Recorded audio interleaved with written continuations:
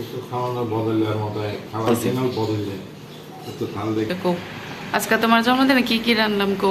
আমার জন্মদিনে বেগুন ভাজি, আলু ভাজি, পটল ভাজি, মাছ ভাজি, পায়েস, মাছের তরকারি, মাংস, ডাল, অনেক কিছু,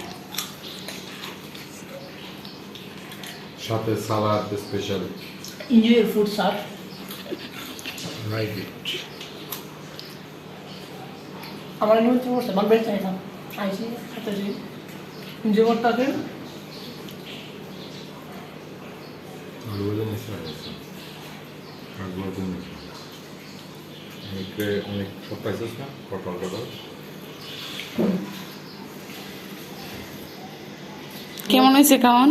খুবই ভালো, অনেক nice, beautiful, delicious, awesome.